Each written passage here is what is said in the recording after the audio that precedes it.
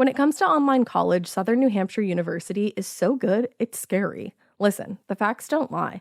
SNHU has degree programs that fit your goals, online classes that fit your life, and real support at every step. And if that wasn't enough, they've got some of the lowest online tuition rates in the US. This is an airtight case, you guys. Visit snhu.edu/morbid to get started. That's snhu.edu/morbid. These long dog days of summer, I mean, we just made it through a heat wave. Mama was parched through this heat wave. I was hitting up Dunkin' every single day, and I will continue to probably for the rest of my days, but especially this summer. Dunkin' is helping everyone stay cool this summer with its lineup of refreshers. These drinks are packed with bold, fruity flavors and served ice cold. It's amazing. Dunkin' refreshers are the perfect afternoon pick-me-up. I like to start my morning with them personally, and then sometimes I go back for a second one because I'm just feeling crazy. They come in a variety of delicious flavors, including fan favorites mango pineapple and strawberry dragon fruit. And then for a limited time, there's black cherry and there's pink pineapple. I'm going to tell you something right now, and it's a bold claim, let me tell you, but I stand behind it. Pink pineapple will change your life. It is so good. It has me feeling like I'm sitting in a pool, resort side, just living, honey. It's so yummy. Try your favorite flavor with green tea, sparkling water, lemonade, or Dunkin's all-new limeade. I haven't tried the limeade yet, but I'm going to. Usually I get my drinks made with green tea and occasionally lemonade, but I do really like the green tea. Or if you don't want to build your own, try one of Dunkin's curated refreshers like the Cherry Lime Ricky or the Ultimate Pink Daydream. The Cherry Lime Ricky, scrumptious. I could drink like 3 of these a day. They're so freaking yummy. Head to Dunkin' today and find your favorite refresher. Dunkin' refreshers contain less than 1% fruit juice. Limited time offer. Every good detective needs a partner to support them on important cases. Think of a State Farm agent like your sidekick, there to help you along the way in your search for coverage. State Farm can help you choose the coverage you need, whether it's for your home, car, boat, or even RV.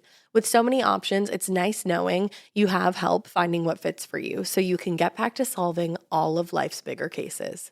Go to statefarm.com or use the award-winning app to connect with a local agent and get a quote. Like a good neighbor, State Farm is there. Hey weirdos, I'm Ash. And I'm Alaina. And this is Morbid.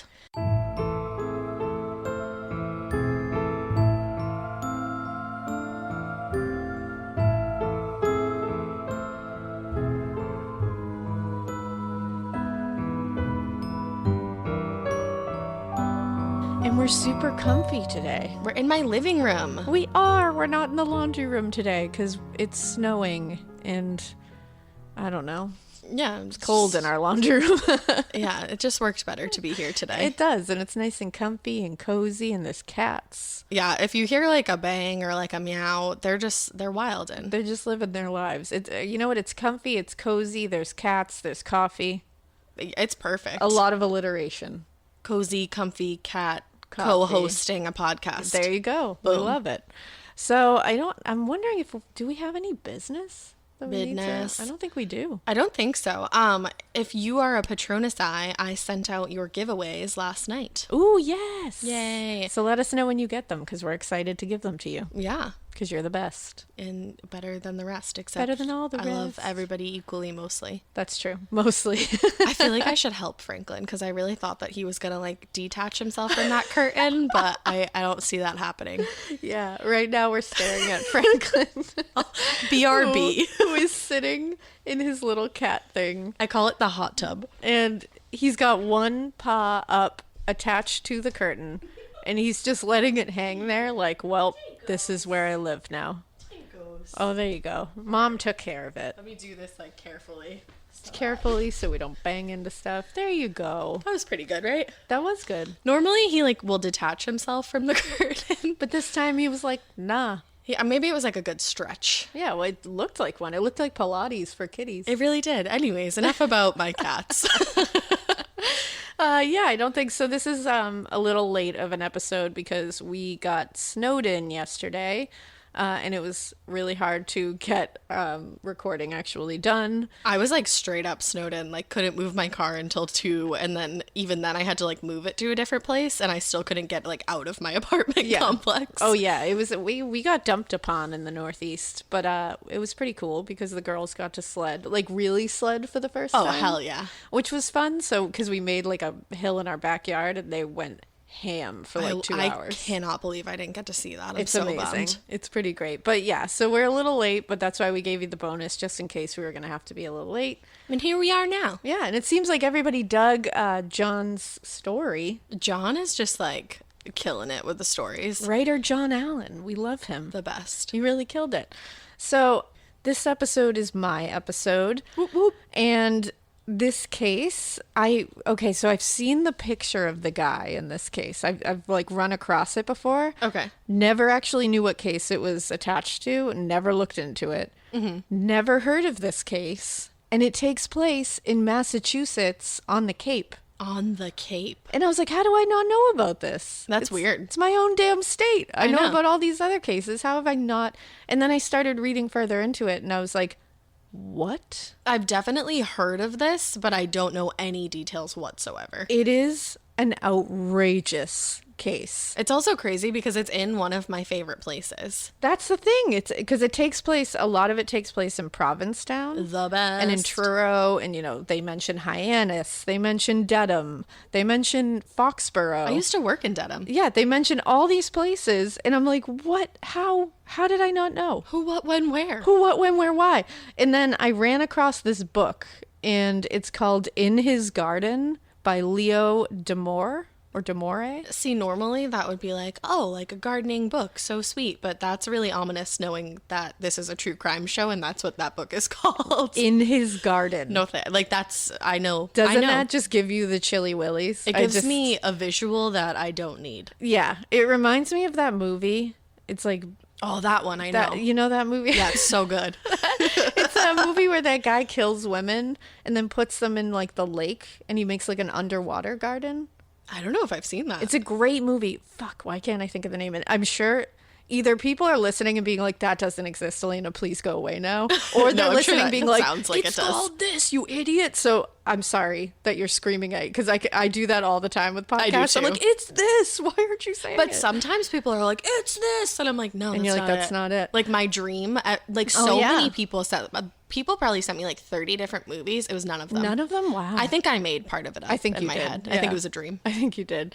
Well, this one's called like House by the Lake or something. Or That Lake sounds- House. It's something like that. That sounds And it's legit. like he kills women and then he like weighs them down in his lake and has this garden of women that are just like weighted down that he can go visit. Is he like a scuba diver? Like, He's what the just fuck? like, yeah, it's real fucked That's up. But gnarly. It's pretty gnarly, but it reminds me of this, but not underwater. Okay. This is that case on land. This is not really anything like that case, but just in his garden because he called it his garden. Yeah. No, I feel you. Yeah, I've gotten off the beaten trail. Things I'm remind sorry. me of things that have nothing to do with each other. So I get you. So this took place in the late 60s, early yes. 70s. Yes, baby. Provincetown was like, full of hippies and My full of people. I they mean- coexisted well together. Yeah, because hippies can coexist with anybody, and fishermen are like chill. That's a very false statement. I know. Hippies can coexist with anybody. I know, but like true Like that's hippies, the most false. the real ones. Nope, still No. false. I don't know. I like them. A lot of people hate hippies. I know that's true. So they can't coexist with anyone. That's true. So it's actually kind of shocking that fishermen and hippies like chilled together. Yeah, I think they just knew the other one wasn't going to bother the other one, so they just existed. Well, yeah, because they're like out on boats, the fishermen, and They're then just out on boats. they're just chilling on the boat, and then the hippies are like smoking doobies on land. Yeah, So it's exactly. like very symbiotic. It's very symbiotic. I don't even know what that relationship. means, to be honest. It worked. Good job. Thank you. So this guy's nickname, just to give you a little hint to what he's all about. Okay. His name was Tony Chop Chop, Oh. the Cape Cod Casanova, Oh. and the Cape Cod Vampire. I hate all of those except Tony Chop Chop. Tony Chop Chop Chop. is one of the worst names for a serial killer because it's simultaneously horrifying and hilarious. Yes. And it also sounds like something you would name like a mobster character in like a parody of Tony a mobster Chop movie. Chop. Like, oh, it's Tony Chop Chop. Like it's I just want to say like raindrop, chop Raindrop. chop. Raindrop, chop chop. So his name is Anthony Costa. Okay. He goes by Tony. Yes. Yeah, we're not. Yes, Yes. yes, he does. I'm like, I got that. I from don't the know Tony if you know Chop that, Chop. but Tony Chop Chop goes by Tony.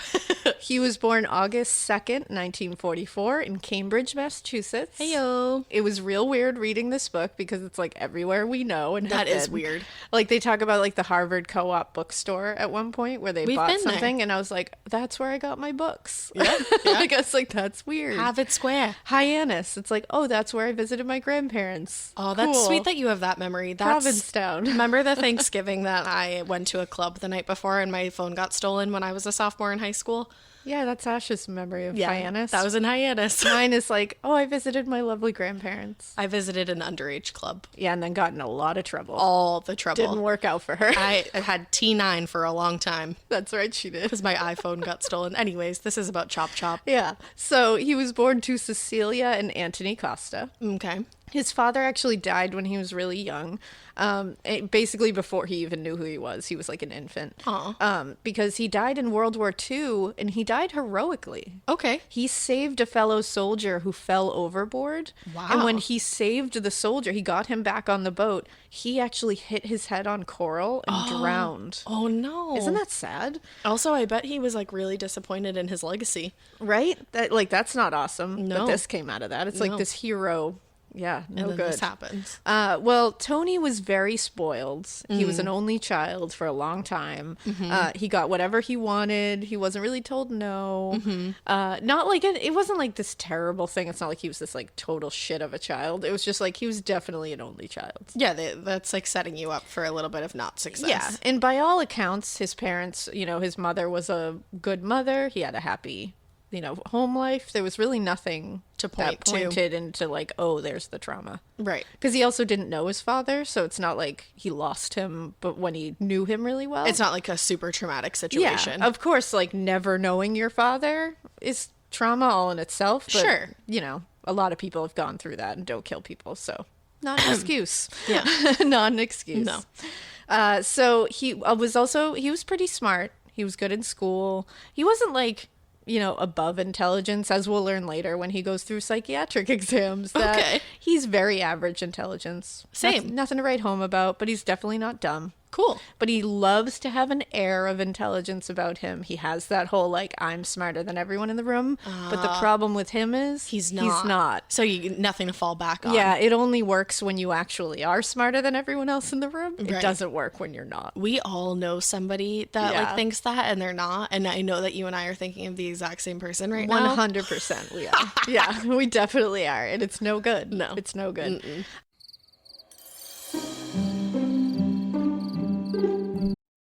Your home should show off who you are. Now is the time to boldly write the newest chapter in your home story. And your main character? It's Ashley. Ashley has styles that balance timeless appeal and modern trends to bring your personal look home. Yes, these are well-crafted and affordable pieces with eye-catching design, but they're also built to stand up to real life. With features like stain-resistant performance fabric, options that are incredibly durable, easy to clean, and stain-resistant with machine-washable covers. Plus, Ashley provides fast, reliable, white glove delivery right to your room of choice, so you can style your space without any stress. Ashley was nice enough to send us a bunch of new pieces for my pod lab at my house, and when I tell you they deliver it to your room of choice, unfortunately they did have to deliver to the attic, but they could not have been nicer about it. I got, or was gifted, I should say, the Revion Lake sofa and love seat. It's in this like olive colored velvety fabric. It's so nice. I will say it is so freaking easy to clean because if you know me, you know that I have a white cat and a black cat and then a multicolored cat. The white cat loves to just roll all up on this furniture and leave his hair everywhere, but it's so easy to vacuum. I also got the Meili coffee table. So I have that, like I said, in my attic, but I'm ready to order another one for my living room because this coffee table is so beautiful. It has this like antique old money vibe to it. I absolutely love it. And then finally, I got three actually of the core stone end tables. They have little shelves in them so you can dress them up and, kind of like personalize them to your style. I highly, highly recommend all of the pieces that I got. And I just recommend Ashley in general. It was such an easy process to shop with them and the delivery, all of that from start to finish. It was awesome. Visit your local Ashley store or head to ashley.com to find your style. Getting paid twice a month doesn't mean money is scarce. It just feels that way. That feeling makes you do weird stuff, like putting things on a card you didn't need to. Earnin removes that feeling.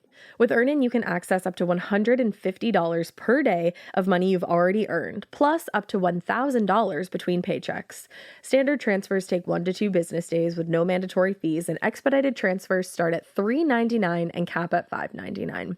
5 million people are already on it, and honestly, it's wild it didn't exist sooner. Download Earnin on the App Store or Google Play, spelled like earning money without the G. Type in Morbid under podcast when you sign up. It'll really help the show. Earnin is a financial technology company, not a bank. Access limits are based on your earnings and risk factors. Standard cash outs take 1 to 2 business days with no mandatory fees. Expedited transfers available for a fee. Tips are voluntary and don't affect the service. Available in select states. Terms and restrictions apply. Visit earnin.com for full details.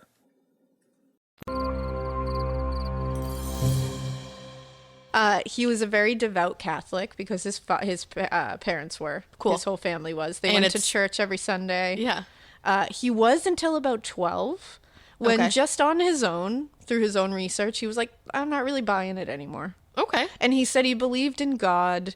He believed in, like, Christ. But he was like, I just didn't believe in, like, what they were telling me in the Bible. Okay. Like, he was like, I didn't take it literally anymore. I didn't take it as, like, he's the savior. He just kind of, like, believed what he believed. Sure. But you're like, yeah, like, get it. Yeah, love that for you. His mother did eventually remarry to a man named Joseph Bonaviri. Okay. He was a stonemason who was apparently described as a jolly man. Oh. And he was a hard worker. He provided for their family. I guess he was a very good stepfather. See, this is where I Again, thought we were going to be like we could we're point to not something. taking the turn. We're not Right. doing it. They ended up having another son together, so he has a half brother. Okay. Who is only 22 months younger than him.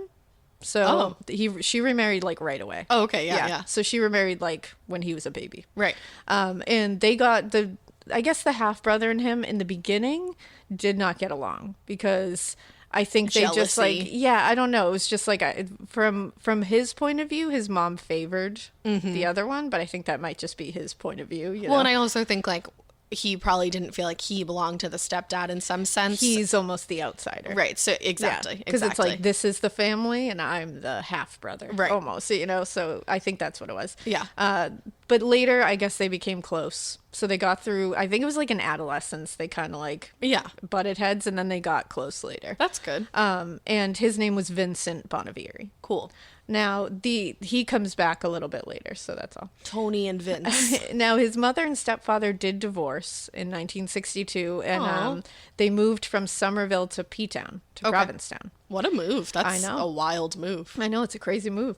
When he was younger, I guess, during like adolescence, it was said that he was not kind to small animals. There's what we can point to. And he was very weird with girls in the neighborhood. Okay. Ding, ding, ding. We have So, a winner.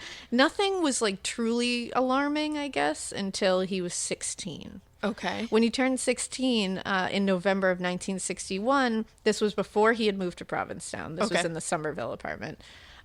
He broke into the Somerville apartment of a 14-year-old girl named Donna Welch at 4 a.m. Oh. He had known Donna. They like were like neighborhood, like Pals, if you will. At one point, he had tied her up for a game before this and like got in trouble for it. What game? And he was like, oh yeah, we were playing a game, and she was fine with it. And I guess she was like, yeah, okay, like we were kind of playing a game. Well, at 4 a.m. in November, when he broke into her apartment, he just stood over her bed, watching her sleep. Nay. And then he bent down to do something, and she woke up and started screaming because she was like, what the fuck? Yeah. He got scared and ran out of the apartment. You would think this would scare him enough to, like, maybe stay away from her. It would scare me. But no, it did not. 3 fucking days later, he broke into the same apartment to try to get the same teenage girl again. What? Yeah. And he tried to drag her down the fucking stairs. Okay, so clearly it's like, what the fuck was he gonna do to her? But neighbors heard the commotion and saved her and held his ass down and called police. And then she got a restraining order? Yeah. So he got in trouble for that. Damn. And he ended up, he served a 1-year suspended sentence for it with 3 years probation. So nothing. And this is when he was sent to, they were like, you're going to P-Town to, like, you gotta, I think he ended up living with, like, other family for a little while, but the mom moved to P-Town as well. Okay. And what's crazy about this is later they bring this up to him once he's arrested for later crimes. Mm-hmm. And he's like, oh yeah, you have the wrong idea about that. And he was like, she had said, it was like she had, you know, she had acted strange to me, so I wanted to talk to her about it. And so I broke in there to talk to her about it. What? At 4 a.m. And then the way that, like, in the way that he tells it is like he bent down and she woke up and was excited to see him. Oh. And then asked him to, like, come into bed with her, and he was like, no, we need to talk. And then she started screaming. And then he just dragged her down the And stairs. then he said 3 days later I came in because I wanted to talk to her again, and she wouldn't talk to me. So I grabbed her by the arm and started dragging her down the stairs to talk to her. Downstairs, because Yeah. I can hear better when we're on ground level. And when you want to talk to someone, especially, like, you're a male, and definitely when you want to talk to a female, definitely drag her down the stairs. That's what you do. That's how all my conversations with males have started. So it's like, okay, tone. Also, where were her parents? Yeah, well, I I guess guess she's like 16. She was 14. 14, yeah. I'm assuming that when she was dragged down the stairs that I think he broke in when they weren't home. Damn. But yeah. Now, during high school, which all of this went down, so he gets sent to P-Town. He's got to live there now. They want to get out of there. Imagine knowing this kid in high school. Right? In high school, he was a member of the Future Teachers of America. No, I don't want you to teach Isn't me anything. that crazy? Guys, we're going to have a seminar on how to drag people down the stairs today. It's insane. What? And he finished his high school experience in P-Town. He started in Somerville, but he moved to P-Town. Okay. He never really fit in well. Like, he was considered kind of, like, weird. Not like super. It wasn't like one of those where, like, he was bullied and People nobody probably talked just to him. got a weird vibe from him. I think it's because, and it's that whole thing where he had that air of, like, I'm smarter than everybody, so I think people were just put off by it. Yeah. They were like, he just seems like kind of a dick. Yeah. Because he just seems like he thinks he's smarter and he's not. Well, and you don't want to have a conversation with even if somebody is like that, you don't want to have a conversation with them because you're just like, okay. Exactly. Like, That's cool. You're like, we're not going to get anywhere. That's Like, exactly what I was I'm just not going to say. convince you of anything. We're not going to have a lively debate. You're just going to shut me down. Exactly. So he developed a hobby, which was taxidermy. Oh. And taxidermy is a perfectly normal hobby to have. Sure. Like, taxidermy is fine. Yeah. A lot of people have it in their house, like, all that. Like, that's very normal. But when you put it in conjunction with what happens later, you're like, Yeah, I feel like it was practice and it wasn't necessarily taxidermy. Because it's like he was picking up roadkill, which often taxidermists will do. And like, Kesha. Yeah, and Kesha. There's the correlation. There's Ash's addition to this. And Kesha. In case anybody can't tell our voices apart, you now know, like, who's who. Oh, if you don't know, now you know. Now you know. But when the problem arose was that cats in the area were starting to go missing. See, I don't want to talk about that, though. And, you know, that's not what you should do as a taxidermist. You shouldn't kill animals to taxidermy them. You should take them when they're already dead. Correct. Yeah. So just that's my message for you. Now, in April 1963, at 18 years old, he married a 14-year-old girl. How, though? Her name was Avis. That's a cool name. I guess she was pregnant, and so they were like, we should get married. With his child? Yeah, with his child. Okay. And I guess at first they had tried to get permission because they needed permission to marry because she's 14. Exactly. And her mom was like, no. And so she was like, so we made it a point to get pregnant so that she would have to. Oh, so they And I was planned like, this. That's a good reason to get pregnant. Interesting. Yeah. So they ended up having 3 children together, 2 boys and a girl. Wow. He was kind of disappointed in the first 2 kids being boys. That's weird, I think. And he was psyched about his daughter, I guess. See, usually that doesn't happen. Yeah, apparently he was all about her. And In the a daughter's good name way was Nicole. or a bad I way? guess by all accounts, I couldn't find anything to say it was in a bad way. Okay. He genuinely was like psyched to have a daughter. All right. But again, when this all goes down, she was still very young, like a baby. So I don't know if things would have changed later had he been given the opportunity to do something monstrous. Yeah. But he kind of was out of their life at that point a little bit. So Sure. he was working as a carpenter and like a handyman in P-Town. He would like paint shit and like, you know, he had a ton of tools that he would use. He could fix anything, whatever. He also grew pot and had his own garden filled with it. That's great. This garden, I guess, this garden was behind the Pine Grove Cemetery in Truro. I don't know exactly where that is. Yeah, I want to know where it is now because after hearing this, I'm like, well, shit. Because Churro is before P-Town, right? I think, Or is it after? I think Churro might be even I further think than it's P-Town. further. I'm pretty sure it's Churro's further. the furthest point of the Cape, I think. Yeah, I'm pretty sure it's further. Yeah. Not that that and- matters literally at all. But we're just trying to figure it out. He had his own little garden. It was in like this like little, there was a clearing and then this little wooded area behind the cemetery. Okay. So it was very out of the way. No one would find it. It was down like a dirt road past the cemetery. Because that's pretty brave for back then. Like, you think about now, obviously pot is legal, but Yeah. back then you could get in a lot of trouble. Well, and that's why he put it here. Right. Because it was a perfect place. No one was looking for pot back there. Right. Teens loved this. Duh. And they knew he was the guy to hang out with. He called it his garden. He would often like get girls to come back there, and it was always teen girls because he was very into younger girls. Yeah. This just became a thing. That's why when you said he had a daughter, I was like, oh, I don't like that. Well, that's the thing. It's like, so by all accounts, nothing happened, but the daughter was a baby at the time. Right. So I'm willing to bet that would change later yeah. as she got older. That's just me. That's what I think. Well, you've studied this case in and out at this point. He just so. seems like he definitely has a thing about degrading women, but he also wants to come off as being very like hippie, free love. Like, I love all women. I love women. everything. I respect everybody, but like that's just bullshit. Right. Like he's actually a fucking monster. So yeah, that's what you have to look forward to. Awesome. So yeah, he would bring teen girls back there, and that there was a number of teen girls that came forward after this and were like, oh yeah, I went back there. Or some that were like, oh, I said no to going back there, and I'm really glad I did. Oh, yikes. Yeah. So in June 1966, his marriage is starting to suffer. Probably because of all Shocking. these teen girls coming to the garden. Exactly. And the fact that she was 14 Yeah. and literally a child. Right. Like that could be the fact that like she is not even a real like human being. It's like the yet. Dorothy Stratton case. It's like, oh, I grew up and I realized like I'm I've an changed. adult and like I've Yeah, matured. I evolved as a human because I was literally a child. And now I'm you're not what I want. like, hello, me at 14, the most, I don't even know that person. You don't know that person, Yeah, girlfriend? you really don't know that. I don't even, who is that bitch? Who is that? Where are bitch? her eyebrows?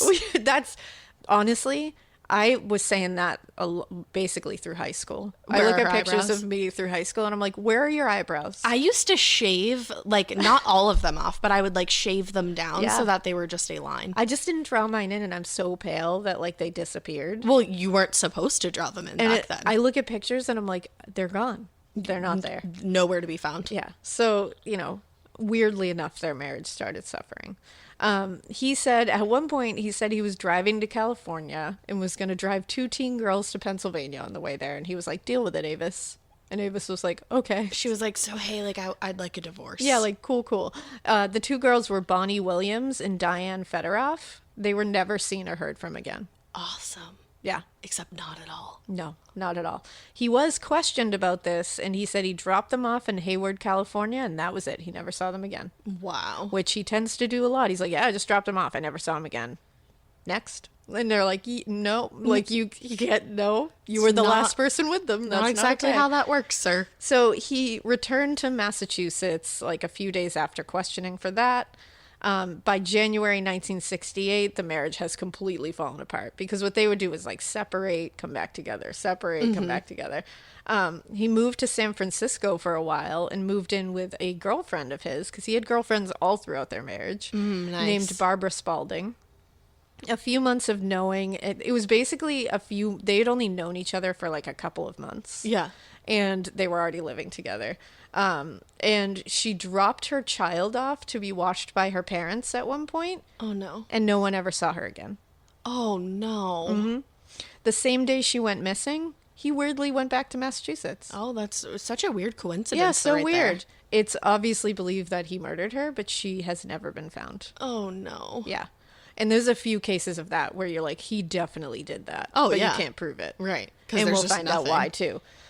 So, May 1968, again, he's been working as a handyman and a carpenter, and now he's working as a handyman for a doctor's office in P-Town. Okay.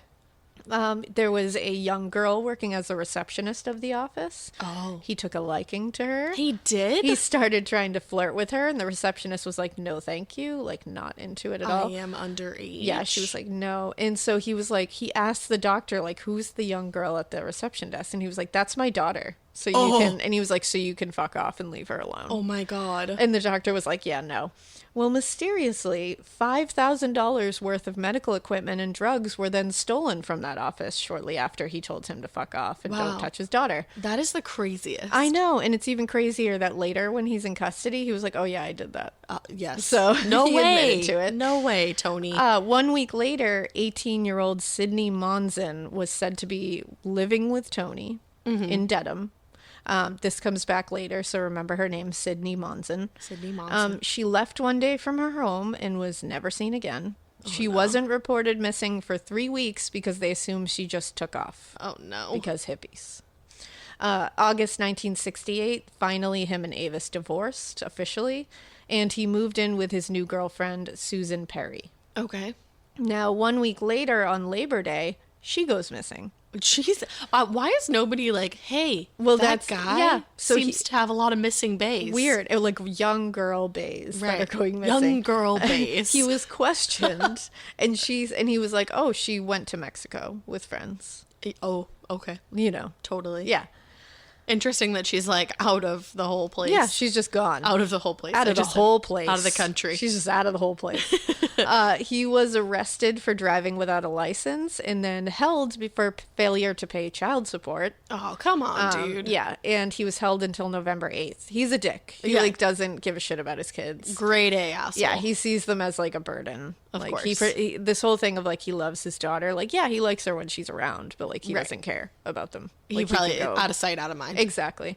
Right away, now he's been using drugs like on and off. Well, he's a hippie. And he becomes a known drug user. Like he becomes like More he's than just using pot. LSD, he's using pills, he's very into pot, obviously, but like he's starting to get into other stuff. Harder shit. A lot of pills. He was very Yeah. much into like sedatives and like tranquilizers and like all this shit. That will fook you up. Yeah. So now he starts dating this girl named Christine Gallant. And this was on November 23rd. Okay. And on November 23rd, she ends up, now remember, he was let out November 8th for Sure. this failure to pay child support.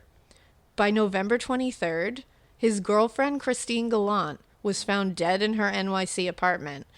She was in a bathtub, and it was ruled that that it was a drowning/overdose. Interesting. Now, this comes back later as well, so remember her. Okay. But they said that multiple reports said that there was injuries to her chest as well. Oh. Now, January 24th, 1969, this is when shit really goes down. Mm-hmm. It was a Friday. Two women named Patricia Walsh and Marianne Wysocki. Mm-hmm. They were both went to Rhode Island College. Patricia was a second grade teacher. She had a strict Catholic upbringing, very close to her family. Marianne was also very close to her family. She was a math major at Rhode Island College. She tutored kids who couldn't like afford tutoring. Oh. Yeah. So all around great people. She wanted to be a teacher as well. They both had like on and off boyfriends that were like very close to them. Mm-hmm. They decided to go to Cape Cod for a weekend getaway. And it was in the off season in January. They were like, we just want to like go for a couple days. Yeah.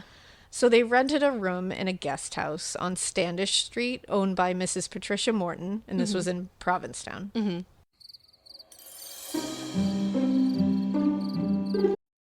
The Sherwin-Williams summer sale is here. Get 30% off select paints and stains or 35% off their newest product, Emerald Symmetry, July 17th through the 27th. Whether you're looking to refresh your interior or your exterior, they've got the colors to bring your vision to life. And with delivery, getting everything to your door is easier than ever. Shop online or visit your neighborhood Sherwin-Williams store. Retail sales only. Some exclusions apply. See store for details. Delivery available on qualifying orders. Chilling crime cases are mysterious, but finding coverage shouldn't be. With the State Farm Personal Price Plan, you have options and can personalize your plan to help create an affordable price so you can get back to cracking all of life's bigger cases. Talk to a State Farm agent today to learn how you can choose to bundle and save with the Personal Price Plan. Like a good neighbor, State Farm is there. Head to statefarm.com to get a quote. Prices are based on rating plans that vary by state. Coverage options are selected by the customer. Availability, amount of discounts and savings, and eligibility vary by state. Now, Tony Costa was also renting a room there. Oh, goody. Yeah. Now, he immediately established himself with them there. He helped them get their bags. He offered them some pot. Like, just immediately. No. Patricia Morton said, they started hanging out immediately. Almost the entire time they hung out together. Patricia's boyfriend and parents had not heard from her. And they were like, this is strange. And when she hadn't shown up for school on Monday morning, this was not like her. Right. And they were only supposed to be gone for a couple days. Yeah, this was like a weekend Yeah. thing. Now, when her father spoke with Marianne's mother, she told him that Marianne had told her of the trip and said if they were a day late, not to worry too much because they would be meeting up with a boy she had liked and they were dropping him off somewhere. Okay.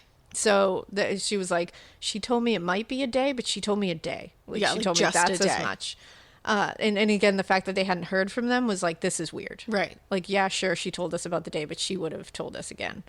Now, they disappear the same day that Tony leaves that rooming house. That is wild. Yeah. Also, can I just ask, is Tony like good looking? Like, does Now- it make sense why? Yes. Okay. Tony is good looking. He's definitely like hippie good looking. Okay. When he was younger, he's actually like a very good looking guy. Sure. I'm I'm sure not- his lifestyle affected him over the years. Like when he got together with Avis and like then he started like, he grew his hair kind of longer and he got a mustache and like, glasses that none of it really worked for him. But like, Okay. I get why It people makes sense. Of the time, he was definitely like, ooh, look Okay. at that guy. Okay. Yeah. So Patricia's father spoke with the Massachusetts State Police, the Staties. They searched accident records because they were like, maybe something happened on the way home. We don't even know about it. They could be in a ditch somewhere. Yeah, anything could have happened. They couldn't find any issues that occurred with their car, which was a light blue 68 VW Bug. Yes. And this becomes a very big thing, this Okay. VW Bug. Okay. They didn't find any accidents that had to do with the bug, nothing like that, nothing in the area that they would be. So the next day, Patricia's father filed a missing persons report. It described Patricia as 5'9", 138 pounds, dark complexion, dark hair past her shoulders, and hazel eyes. Okay. They were very pretty I was going to girls. say, she sounds pretty. Yeah. An all-points bulletin was put out in P-Town for the girls. Everyone was looking. Mm-hmm. Now, police spoke with Russell Norton, who was the boy that they had said they were going to be dropping off somewhere on the way. Mm-hmm. And he was like, oh, yeah, we had that plan. And he said he was in P-Town and stayed with another friend. But he was like, we were going to be meeting up the next morning and they were going to drive me. But they didn't meet me. They He was didn't like, show I up. was literally like waiting in the area. I was asking people. And he said on Sunday he left and returned home to Provincetown. And he said he called Marianne's house. Mm-hmm. And he said her mother said she hadn't heard from her since Friday. Oh, no. So he was like, something's weird. So he was like, yeah, I don't know. Now, February 2nd, a man named Carl Benson was driving with his 2 children to get the paper early in the morning. I love driving to get the paper. I know, right? Just like early in the morning, just driving to get the paper. And was driving in the dirt road behind the Pine Grove Cemetery because it like connected to another road. Okay. People didn't often use it, but like once in a while people use it as like a cut through. I was going to say, like, if you Yeah. know a shortcut. And he was like a local townie, so Yeah. he probably knew. And he noticed up in a clearing kind of near the woods a VW Bug. Uh-oh. And he was concerned because it was really out of place, like really strange. So he stopped and he said he was going to get out of the car and just check to see if the person was okay. Mm-hmm. He didn't see anybody, but he was like, I just wanted to make sure. But he said he stepped out of the car and he said immediately he got this like sick feeling. Oh. He was like, it just like washed over me. He said something was wrong. Something's ominous. Something told me don't go towards that car. And he said he swore he heard someone running up the hill in the woods. Oh, shit. And he felt like he was being watched. Oh, I don't like that. So he jumped back in the car and hauled ass out of there. Smart. This should be a movie. This would make a This great would movie. make a crazy good movie. He notified police and actually returned to the scene with Police Chief Harold Berrio. Mm-hmm. They found the car, and it had a note under the wiper blade that Carl said wasn't there before. Oh. He was like, I did not see that. So he saw him leave, ran down there to cover Put his that tracks. note because he was like, they're probably going to come back. Now, what did it say? It said, engine trouble will return. And someone else, a few other people called after this, the police, and were like, oh, I spotted this VW bug up in this clearing. So they must have been passing through too. And we're like, what the fuck is that? Yeah. Now, police found out, so they're like, we're going to hold this in our pocket. We're going to leave it here for now. Because especially at that time, they're not just going to like take the car. It's hippies. They're like, somebody will come back for it. Yeah. Police found out where the girls had stayed in P-Town because, again, now it's like a big search for these girls.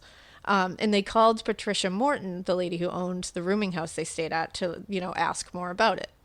She said they were indeed there and had paid $24 for 2 nights. Oh my God. Can you fucking imagine? I know. You know what you have to pay in P-Town now? Ooh, I know. Woof. Me and Annie had an anniversary there either a year or 2 ago, and it was so expensive. Oh, it is. It's crazy expensive. Yeah. And that's where my parents love to have their anniversaries too. Yes. I love that they go there. I know. I copied them. I copied them. So she said they were there. They paid the money for 2 nights. And she said they were hanging around with a man named Tony Costa.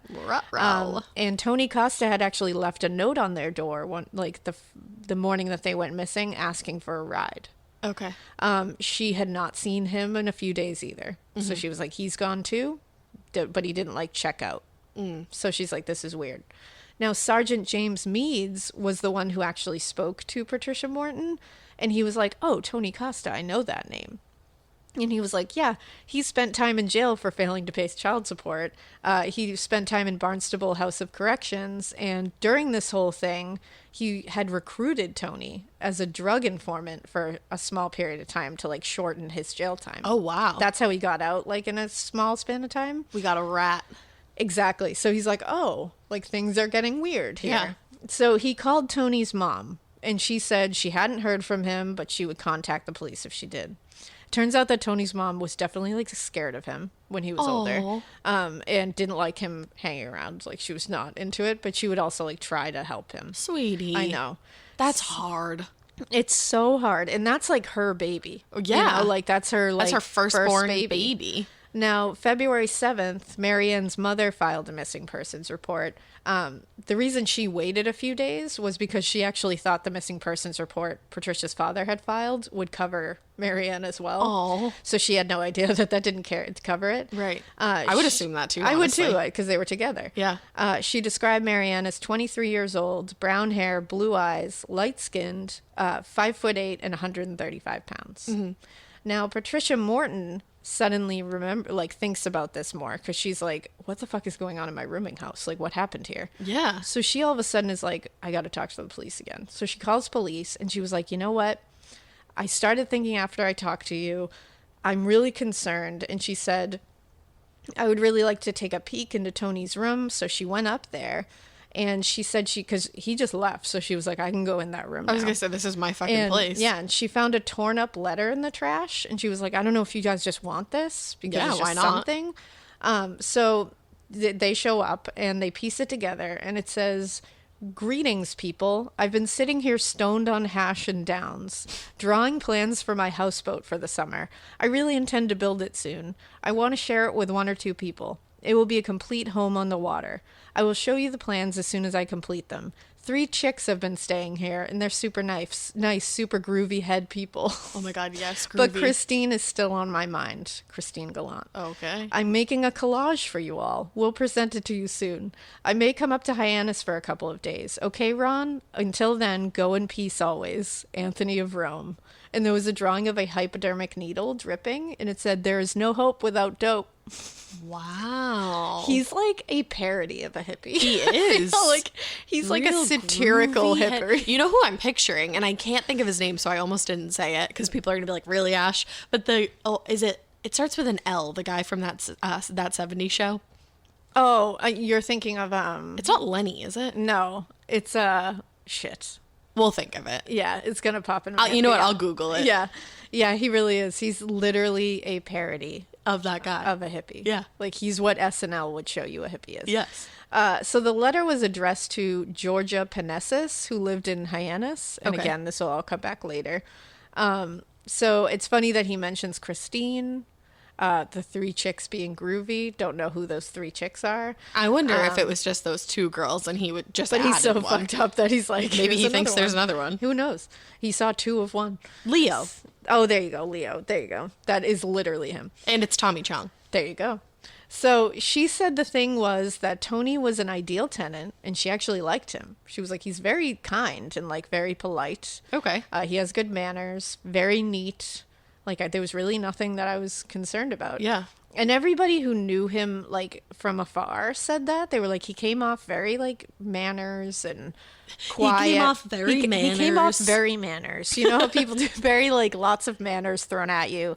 Very polite. Please, thank you. Boom, boom. He's just launching with like Have a nice day. with a t-shirt gun. He just throws a please at you.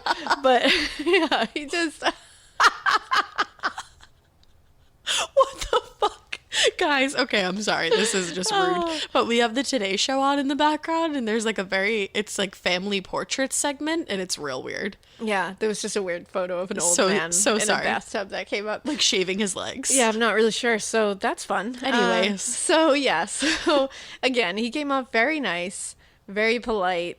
Nobody really had anything, people who didn't know him well didn't have a lot of bad things to say about him. People who got to know him were like, yeah, he could be a dick. Yeah, Like, he's a jackass. And everyone said he definitely had that air of superiority. That's for sure. He's arrogant. He's definitely arrogant. So the officers ran into Chief Barrio, like on the way back to the station from the rooming house, and they asked him if he had seen the VW bug matching the description of Patricia and Marianne's, and he was like, "Oh shit, I have actually." Why would you not check and see at least who it's registered to? Well, and that's the problem. So, one, they didn't check to see who it was registered to, and the problem here was that Providence police had heard this missing persons report at the end of January, and they never shared it with Truro. Or Provincetown police heard No, it. Providence, because that's where they were from. The girls were from Providence. 'cause okay, remember, they okay. went to like Rhode Island College. and stuff. Gotcha. So Providence police had never shared this missing persons report with the no. police in Truro. So they had no idea that they were supposed to be looking for this VW bug. Wow. So they had seen it. So that's just bad police work. That's just bad police work all around. Yeah. Just On both everybody. parts. Failures. So they went to the spot. They were like, he was like, "Oh shit, let me take you to the place where this VW bug was." It's gone. It's gone. Knew it. So they looked it up finally, and it matches Patricia and Marianne's registration. Yeah, maybe you If they should had just looked it done up when that. they found it. Right. Because then you could have taken that in for evidence. Exactly. My So, God, I could even be a I'm police saying person. I couldn't. a police person. A police person. So they started searching in the woods nearby where it was found, like around the area. And in the woods, they found Patricia's registration. Oh, no. They also found a sales slip and proof of insurance ripped up and scattered around. Ooh, Yeah. that's freaky.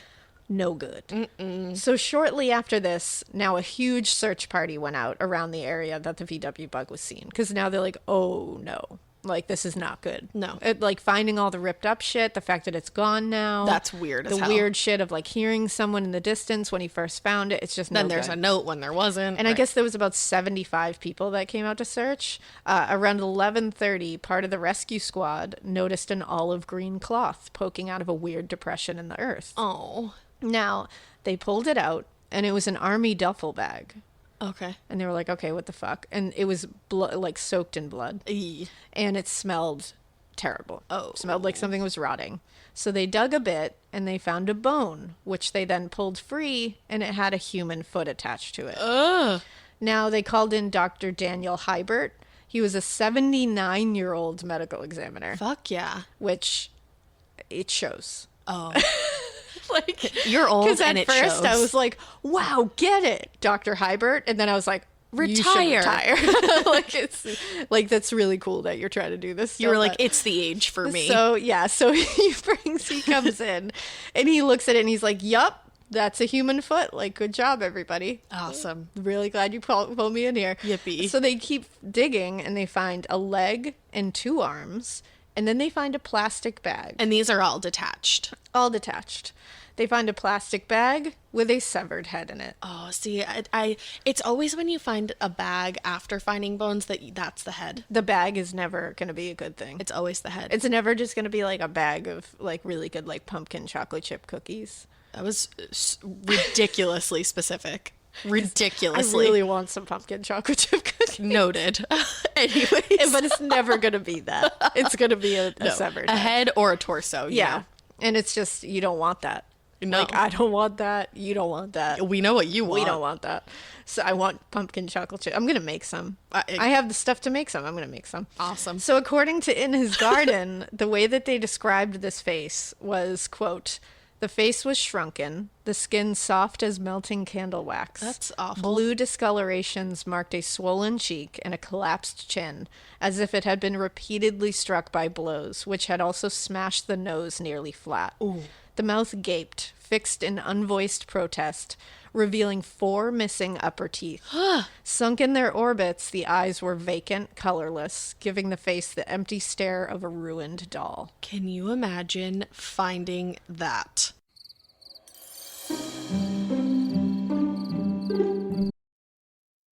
Okay, let's have some real talk, just one-on-one for a second. I know you know this feeling. You start your period and the only pad that you have available is uncomfortable. It's like crunchy and weird. We can literally start our car from our phones, but we're still settling for crunchy, uncomfortable pads.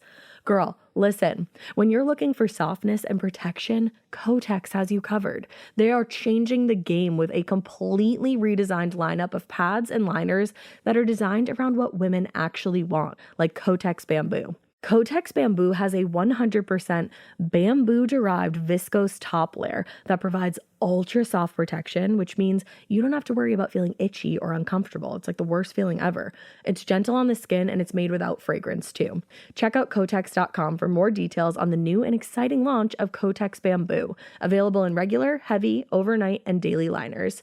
Every flow covered. Now available at retailers nationwide.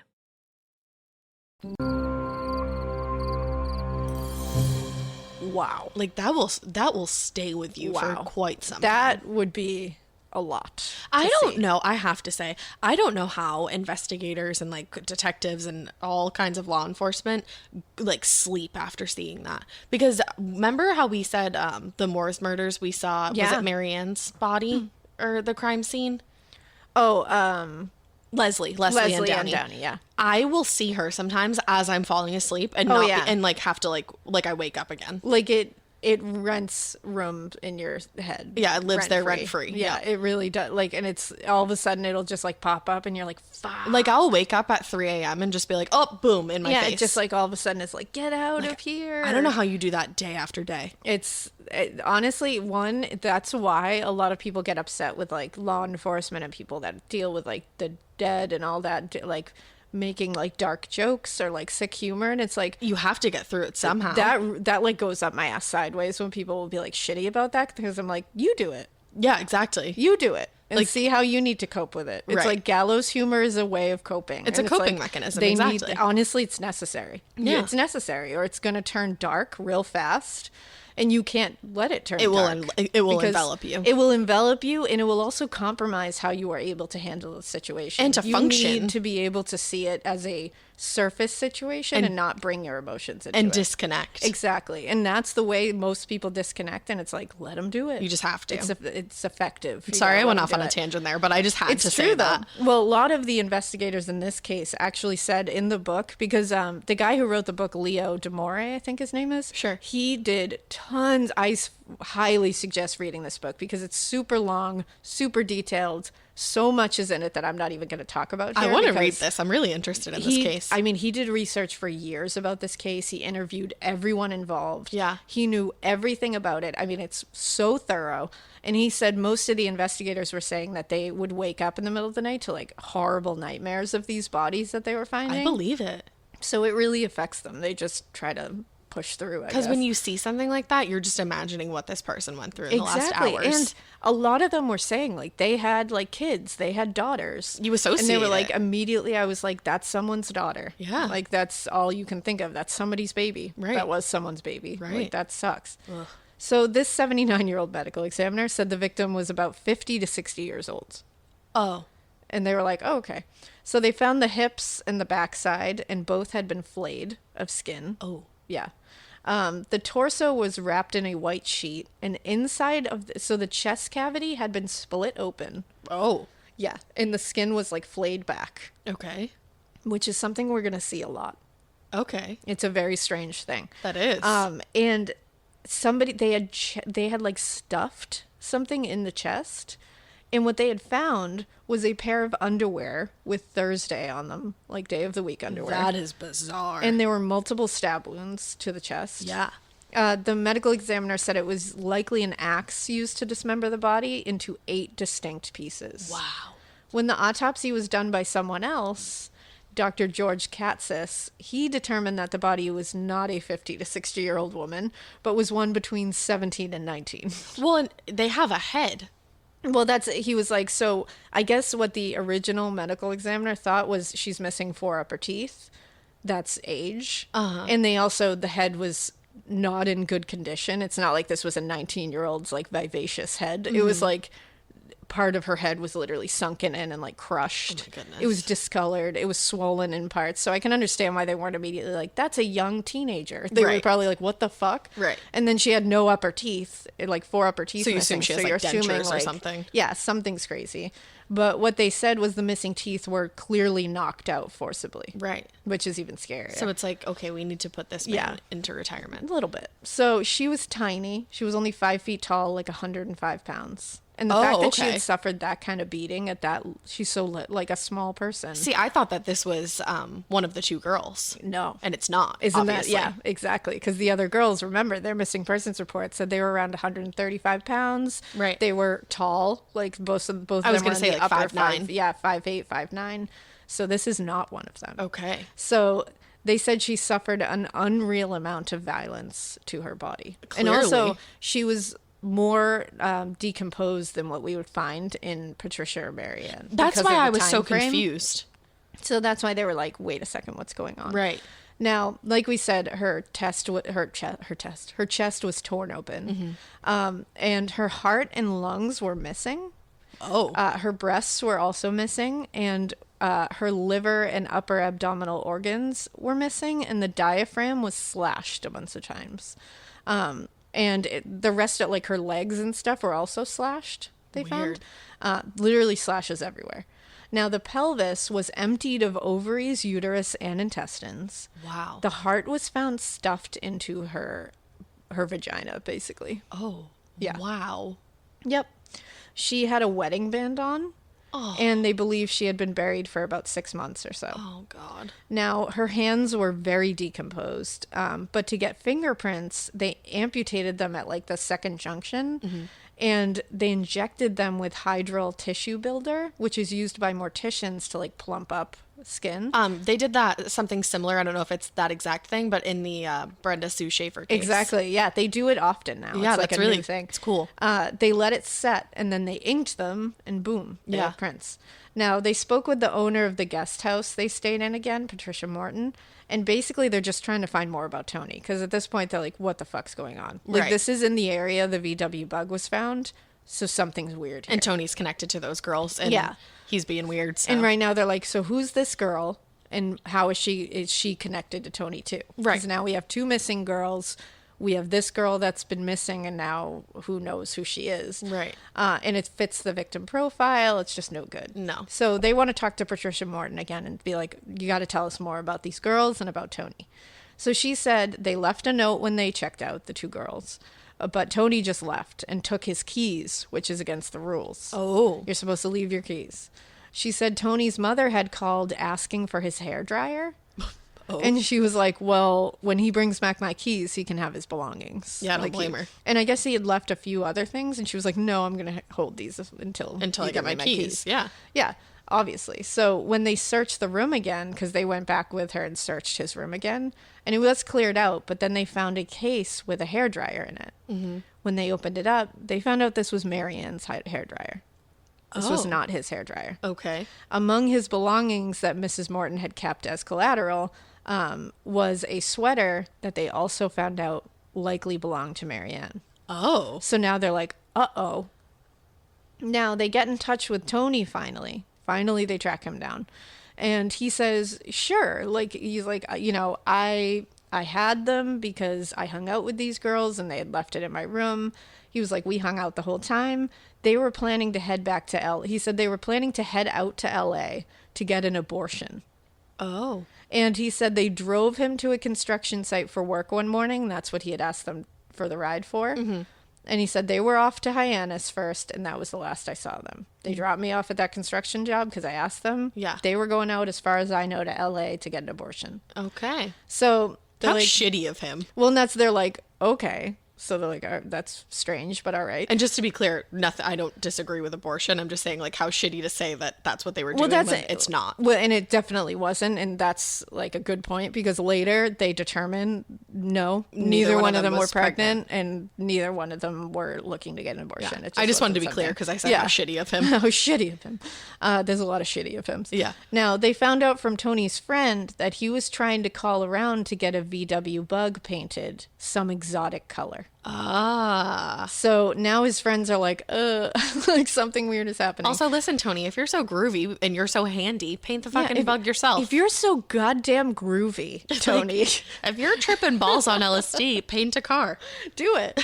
Yeah, just paint a car. Pro tip. If you're tripping balls on LSD, go ahead and paint a car. Yours. Do it. Yours, preferably. Yeah, don't paint somebody else's.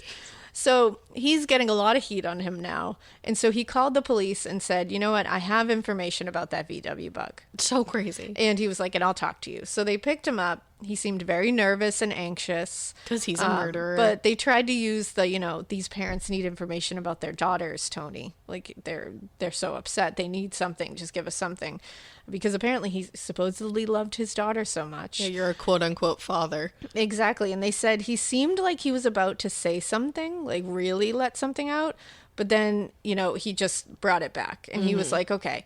But he was like, I don't know a lot. I can't really help a whole lot. But he was like, I just wanted to let you know that I bought the van from Marianne and Patricia. Mm-hmm. And he said he bought the van for $900 so that they could have cash to get Patricia an abortion in Montreal. But where? Okay, so now she's going to Montreal. And also, how are they getting there? And also, his stories change about it. I've never seen a criminal change their stories with such confidence in my life. Well, this isn't even like a minor change. Oh, this no. is a completely different story. He will say it. He'll be like, I didn't tell the truth there. Let me start over again. And just start another story. And you're like, bro. Honestly, though, that makes it so confusing for the investigators. Exactly. So I do wonder if part of that was purposeful. It was partially just to make it all confusing. Because you said that they dropped you off, and now all of a sudden you bought the van. Exactly. So how the fuck were they getting out of there? And that's part of the thing. They keep asking him, like, well, how are they going to get to... And he was like, I don't know. And, he just won't answer those things. Yeah, that's So stupid. he said he bought it for $900. They were going to get Patricia an abortion in Montreal. And he said there were drugs involved, like heroin and hashish, and he had $600 on him. But he borrowed $300 from his brother, Vincent. Mm-hmm. Now, he provided some flimsy bill of sale that was, clearly, handwritten. Yeah. Didn't match a lot of things. So they were like... this is weird. Can you tell us more? So he was like, all right, well, they actually asked me if they could use the van for another week to get their shit together. And then they would just leave it in the clearing where it was found and I would just pick it up. Oh, that's a really weird place to leave that. And the police were like, it's a really weird setup in general. Why the fuck wouldn't they just park it in front of the guest house where you guys all stayed? Why in the woods? Yeah, that doesn't make any sense. And he was like, I don't know. Okay. Weird. Also, I would just be like, because there's a lot of drugs in it. And they were also like, okay, so you paid $900 for this car. Mm. And then they were like, hey, can we keep it for another week? And you were like, sure. And you just trusted that they were going to come back with it? Yeah, you don't know these girls, you have really. no idea. What? Who would do that? Right. No one would do that. No. So after being pushed some more, he was like, sorry, that wasn't true. I didn't tell the truth there. And he literally was like, sorry, that was not true. I wish you could see Alaina's facial expression. The way that you like close your eyes first is funny. Sorry, that was not, that Didn't was tell the false. truth there. That was incorrect information I just gave you. So then he was like, all right. So I actually met them last August. Okay. And he was like, I sold them drugs, which they didn't pay for. So you did not sell them. Didn't sell them, just gave them drugs. But he Okay. was like, they didn't pay for. And he said it was supposed to be like $700 worth of drugs. Wow. Which I was like, wow, that's a lot of drugs. Especially back then. Yeah, that's a lot. That's a whole like garage full of drugs back then. It should be said now, everyone in Patricia and Marianne's life were like, nope, they smoked pot every once in a while. They did not do hard drugs. Yeah, we're Like, talking about teachers. They literally didn't. like Catholic school teachers. They just didn't. They Right. were like, everyone who knew them was like, sure, they smoke pot every once in a while. Everybody did. It's the fucking 60s. But they were like, no. No. Like, they did not buy drugs. They did not sell drugs. They This did is not a thing. inhale. $700 worth of drugs. So he said he happened to see them again this time in P-Town when they came for their vacation. Well, and wait, you know what? Sorry. Also, you're sitting here saying that you sold them $700 worth of drugs that they did not pay for, and then you're saying you sold them the van or like bought it off of them, and you think they're going to come back with the $900 after Yeah. they already owe you $700. Exactly. So no. Yeah. Well, and that's so now that he's totally negated that other story, and now he's Right. starting with I met them last August, sold them the drugs, didn't get paid for it, $700. So he said he happened to see them this time in P-Town when they came for their vacation, just ran into them. Oh, totally. And he said he took their car as payment. So he said he didn't take it. He told them like, you need to give me your car as payment, and they were like, okay. yeah, because everybody then- would do that. They were like, well, this car is worth more than that. Like, you need to give me some money for it. So he gave them $300 to make up for the difference. Okay. So he was like, so I paid like, it was worth $1,000. So he's like, I gave them the 300. And they were like, the cop was like, no, sir. No, sir. No. They were like, that's a strange story that you just told us. Do you want to try again, They were like, sir? you should write a book, but also, can we get to this first? They were literally like, Tony Chop Chop, do you want to try that again? But they pressed and asked if they were like, okay, so you gave them $300, right? Right. And he was like, you said that in the first story that you had to borrow $300 from your brother. Yes. So they were like, did you still borrow that $300 from your brother? Is that still true? Is that part true or no? And he was like, yup. And then when they asked when, he said a week earlier. Uh-huh. But they were like, but you just said that you didn't know they were going to be in P-Town. You just ran into them. Right. So he was like, why did you borrow $300 from your brother to give them when Like, you didn't even know preemptively. they were coming? Yeah. Like, this doesn't make any sense. And he was like, I originally borrowed it for something else, and then I just used it for that. Okay. That's perfect timing, huh? And then they were like, okay, so, and he was like, and then, they left the car in the clearing behind the cemetery, and that's when I picked it up. Uh-huh. And they were like, okay, cool. How did they, and he was like, and they did this at night, on this night. And he was like, okay, cool. How did they get out of the cemetery without a car at night in the middle of the winter? Right. How did that happen? And he was like, yeah, I don't know. Crazy. I Those don't know. girls are wild. He's like, those girls are so chaotic. like so adventurous. So adventurous, much hippie. Yes. Much hippie. So that's it. So he's like, that's not true either. No. And they're like, dude. They're like, hey, we'd just like to like pencil you in to tell Yeah. the truth. So can you let us know when that's happening? So now he's like, all right, I'm ready. I'm ready to tell you what it is. All right. Okay, so now they're both pregnant and they both want abortions. So this is like the 8th story at this point. And he's like, and now instead of going to Montreal, they're going to California again.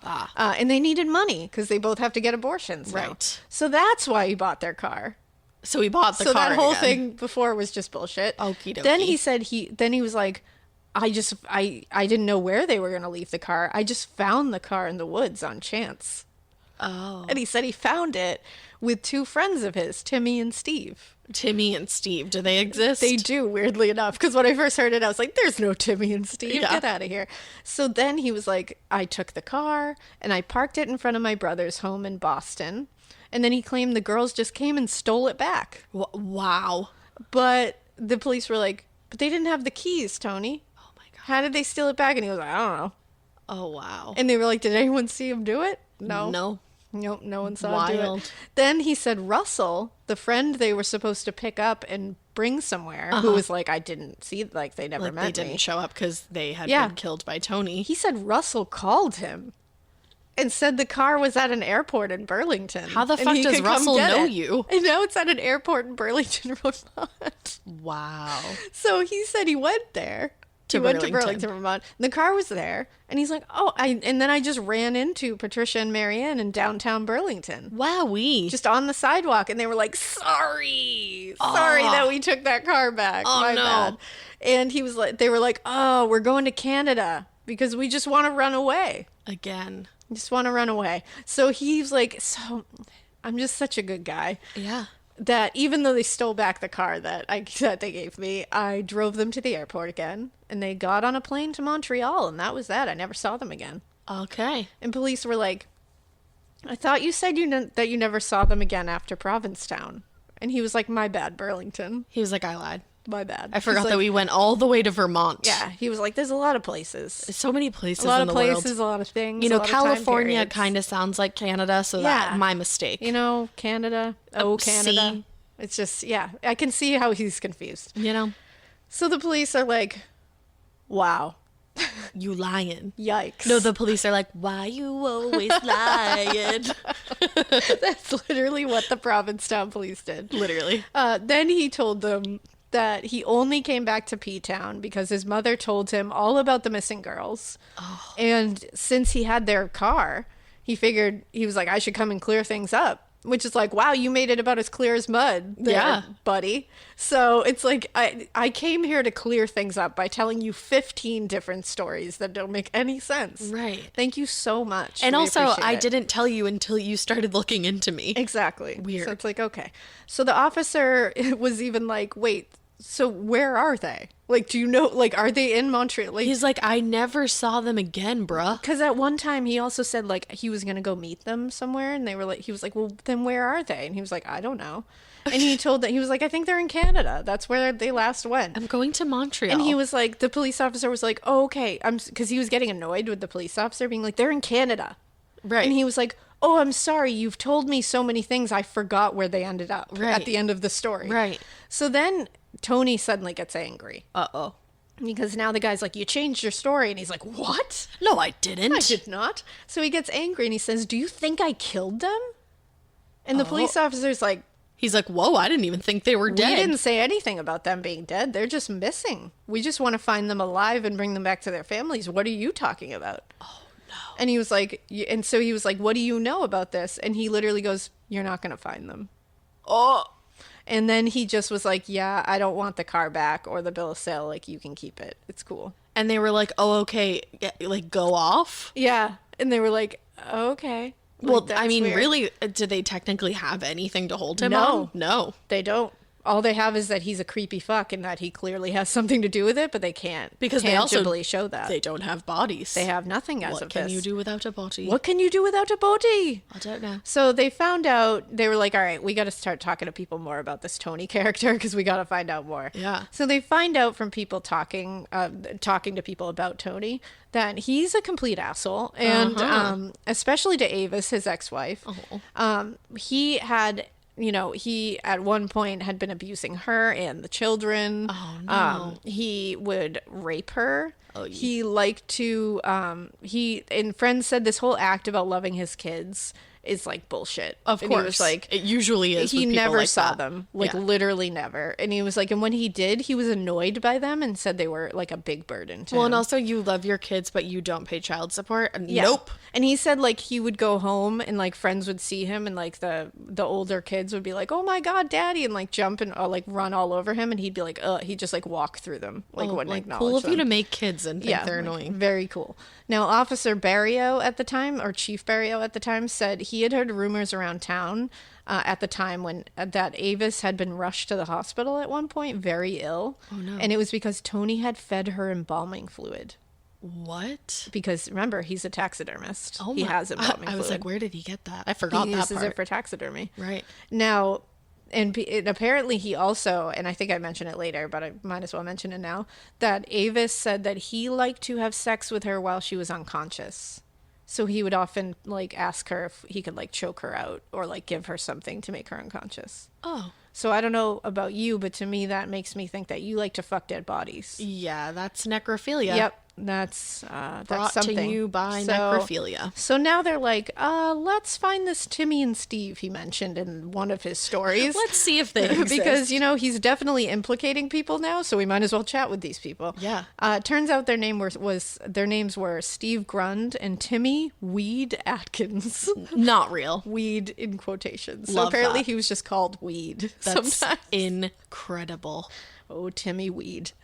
Now, so Steve comes into the police station, and he says February 2nd, they were walking down Commercial Street in Provincetown around 10:30 p.m., and they saw Tony at a phone booth, and he had his bike leaning against the phone booth, and he, like, pops out and is like, oh, hey, guys, I just need to chat with you for a second. And they were like, okay. Mm-hmm. Now, he asked if they wanted to go to Boston because he said he had a car. Mm-hmm. And they were like, okay. So Steve agreed, and he's like, and so Tony was like, we have to take a cab to go get the car because I had to park it somewhere the cops wouldn't find it. Uh-huh. So already Steve is, like, giving information of, like, no, that car wasn't there. He said he parked it there. Right. So that cops wouldn't find it.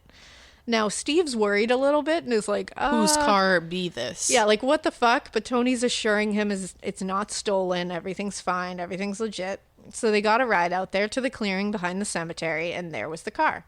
And he said he would tell them how he got it on the way to Boston. Okay. I'd be like, that's I'd be okay. like, no. I don't need to go. No. So on the way, he said the whole story about two Providence girls who bought hashish from him last summer, never paid him, so he took their car from them and paid them $200. Okay.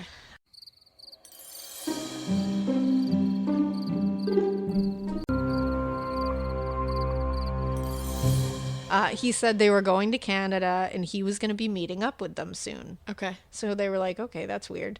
So he ended up later. So I guess they drove him to Boston where he got a couple things, and they drove him to, like, he ended up driving to Burlington or something. But that's not really important. So he ended up later trying to sell a gun to Timmy.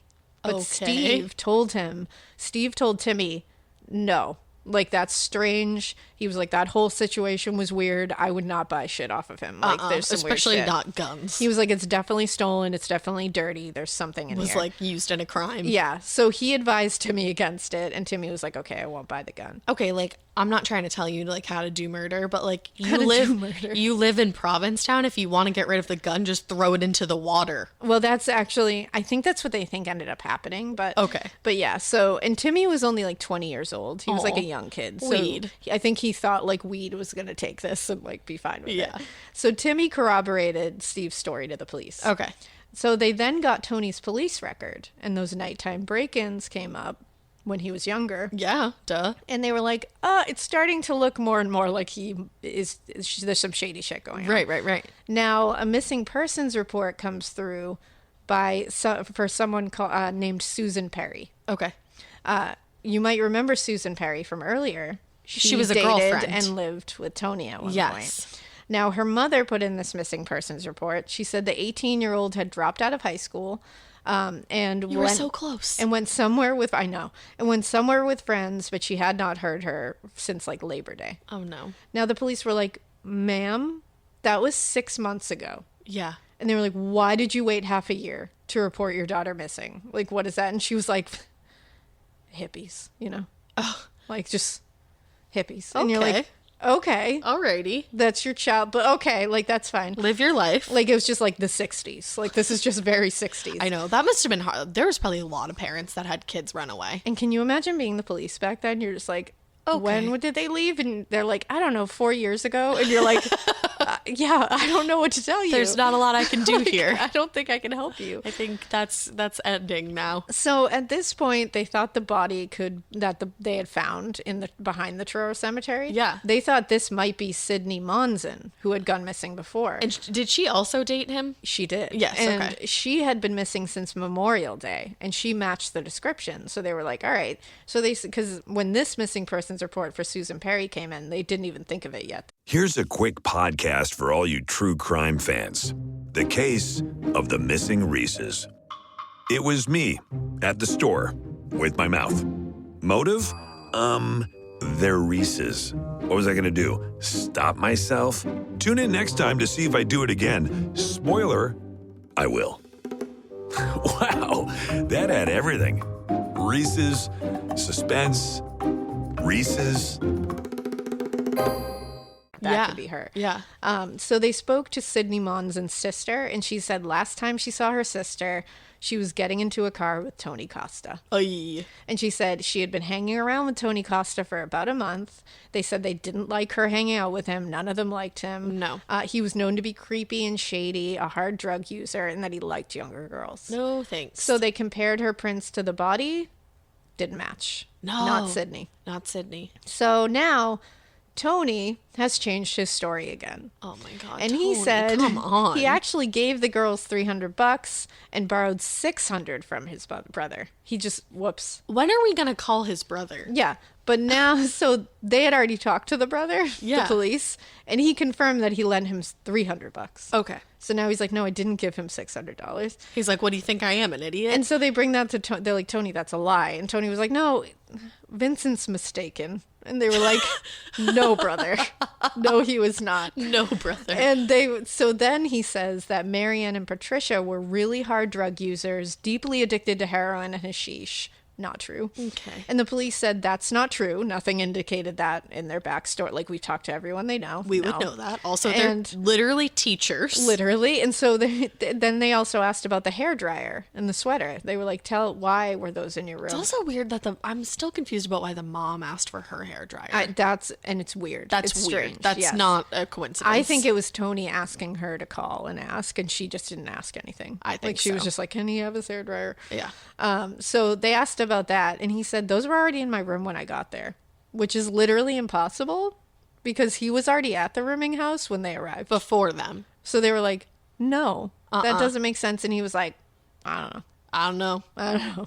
And they were like, "Fuck."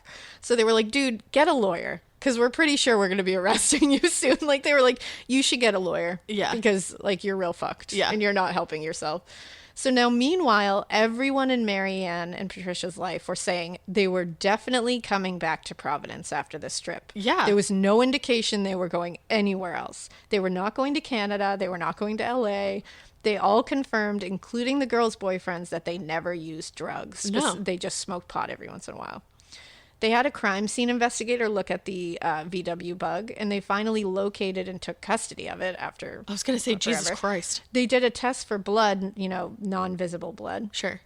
and it lit up. Yeah. So the steering wheel, the front passenger seat, a ton was found on the back of the front passenger seat. There was also visible blood smears on the handles, and rope that had been found in Tony's possession had brown female hairs in it, and there was also fuchsia lipstick and blood on it. Oh, no. They tested his boots that he had left at the rooming house, and there was also blood on those. Uh-oh. Yeah. Meanwhile, he had been in and out of his mother's apartment on Cape Cod. And she had said they were having, that since he had left, since he had been there and left, they were having, plumbing issues suddenly in the upstairs bedroom, where he was staying. Okay. And she was like, I'm pretty sure, he's flushing things down the toilet. And I don't know what. And Imagine your grown-ass son, and that's what you're dealing can't. with. I'd be like, get out of my fucking I apartment. literally can't. And she, again, said she was afraid of her son and she didn't like him hanging around. Oh, that makes me she so was sad. Yeah, and she was like, there's something going on. So they came she had the police come, and they had the cesspool pumped and found pictures of women ripped into shreds that had been flushed down the toilet. Okay. Yeah. Now, they're continuing their questions of anyone who knew Tony, and they find a girl that he knew named Masha Mowry. Now, she's a teen, still in high school, because he's a fucking pervert. I was just gonna say. And she said he often took her to his garden where he kept his plants. And one time in 1967, he brought her there and brought a bow and arrow and targets, because he was apparently a known, very good archer. That's terrifying. When they were walking back, she was ahead of him, and she got shot in the back with an arrow. Her heavy coat was her savior, I guess, because it stopped it from, really... She was punctured with it. But he told her he was trying to send the arrow next to her into a tree to scare her. But everyone said he's very skilled with arrows and wouldn't have missed that badly. Wow. Yeah. So he was very trying weird. to kill her. Yeah, pretty much. She was also friends with Avis, and she told her Tony made her take tranks a lot because he preferred to have sex with her when she was unconscious. I mean, like, how good friends are you Right. with Avis if you're, like, messing around with her mans? Exactly. Now, she also said he beat her with a belt. That's not nice. They forced Marsha. Her name was Marsha. I said Masha before, but it was a autocorrect. It was Boston. It's fine. Masha. Masha. So they forced Masha to show them the garden because at first she didn't want to. She was Okay. like, no. But they forced her to, and it was close to the place where the unidentified body had been found. So they were like, oh, it's all coming together. And the bug. And the bug. So they began searching the garden, and they found a purse and a wallet with Patricia's cards in them. Ay. They kept searching. They found 2 ID cards from Rhode Island College, cut in half. They were Patricia and Marianne's. And I'm sorry, this is in the garden. In the garden. Okay.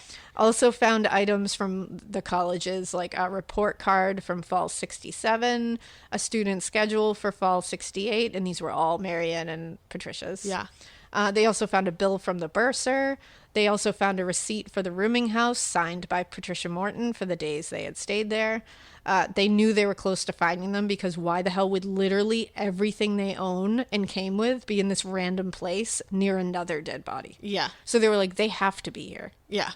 The next day they went back because they needed light. They had found these things at night. They found bits of red-stained rope around a tree, a lot of drug paraphernalia, and a razor blade. Okay. As they moved around the area, they came upon a gold earring, and they began moving away some leaves and some earth that looked disturbed. And they found this big area that looked like the earth had been dug recently. Like clearly someone had dug and refilled a hole. Right. Now, it was Officer Edgar Tom Gunnery who started digging with a shovel about 3 feet down, and then he started using his hands to dig. Like, dude was crazy. Also on the scene was Officer Bernie Flynn, Officer George Killen, and Chief Francis Marshall. George Killen. He had to be a cop.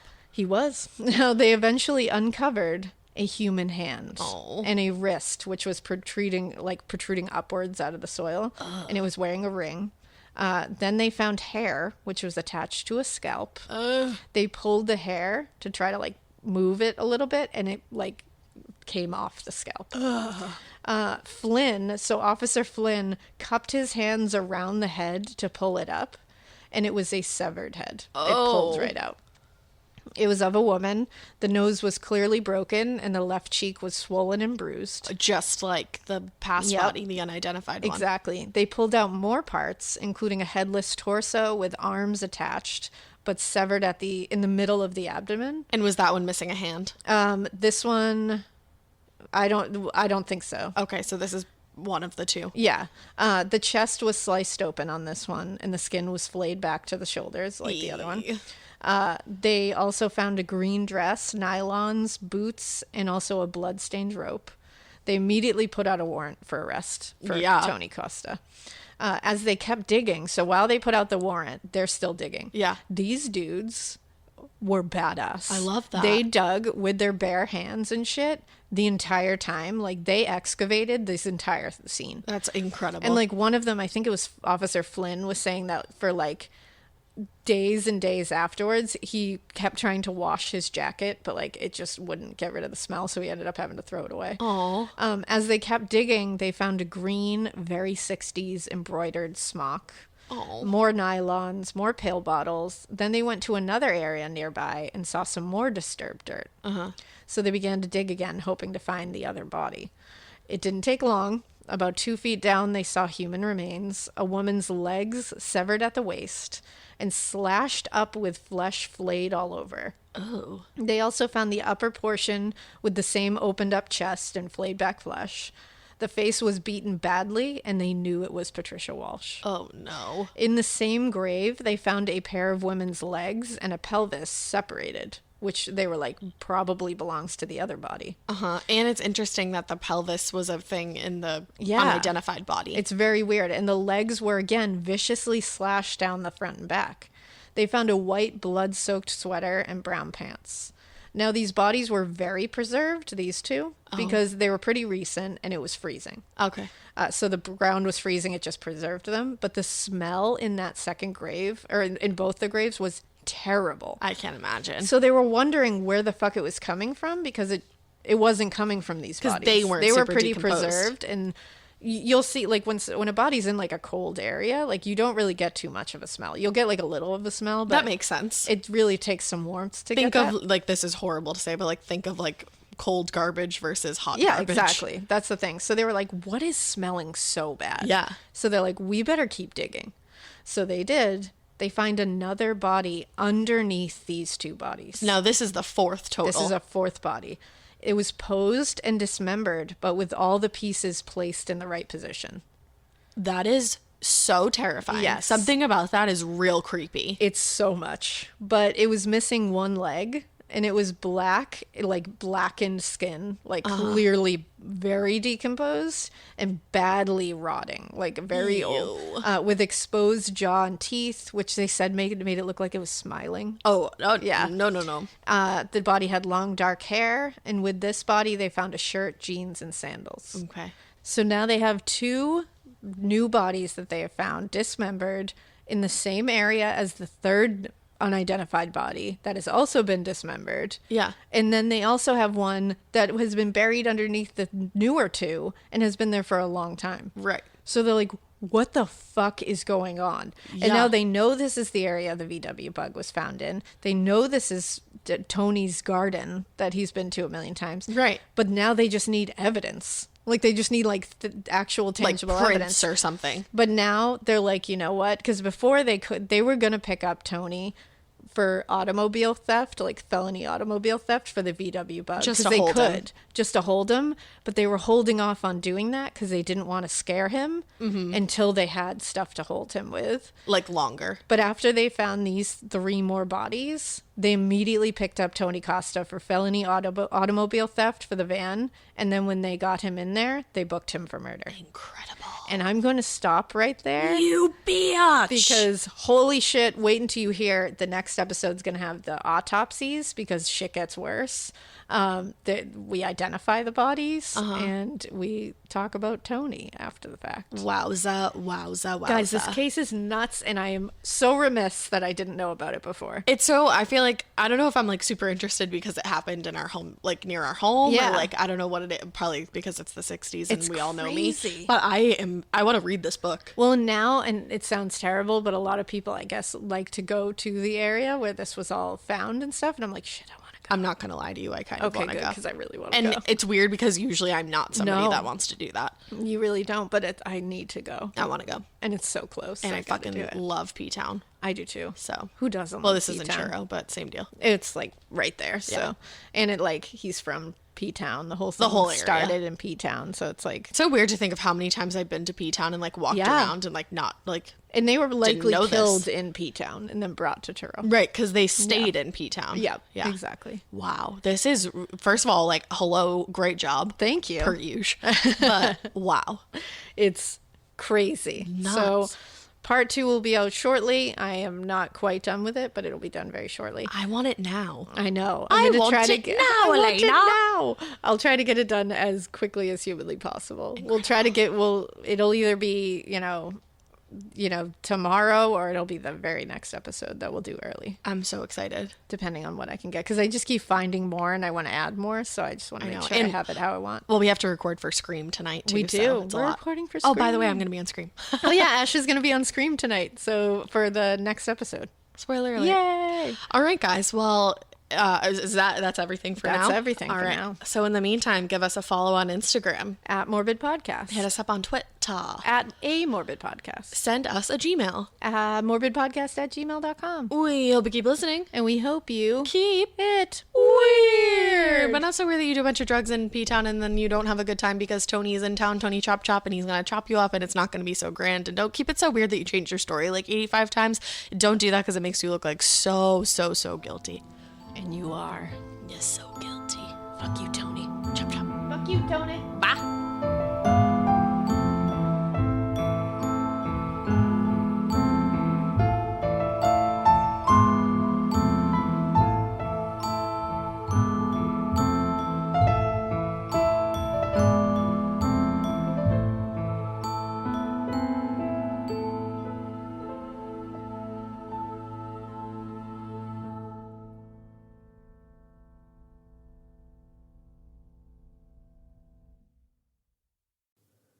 You know that feeling when you come home late from work and those puppy dog eyes just pierce right through your soul? Or when you're packing for a trip and your cat refuses to leave your suitcase? Yeah, we've all been there. Pet parent guilt is real. And you know what? It's completely normal.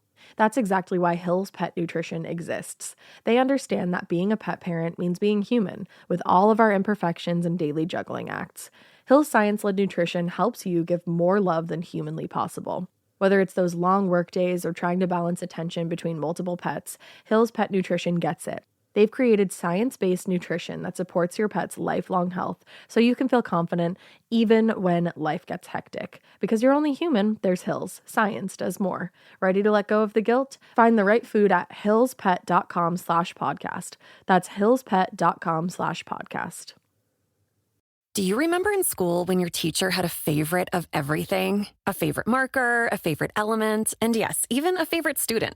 Who wasn't me, so let's move on. I want to talk about their real favorite thing. Kleenex tissues. According to teacher lists, Kleenex is the #1 facial tissue trusted by teachers. They're silky soft, help prevent skin irritation. And now, with Kleenex Snap and Go, you can take them anywhere. Stock up on the ultimate classroom favorite. For whatever happens next, grab Kleenex.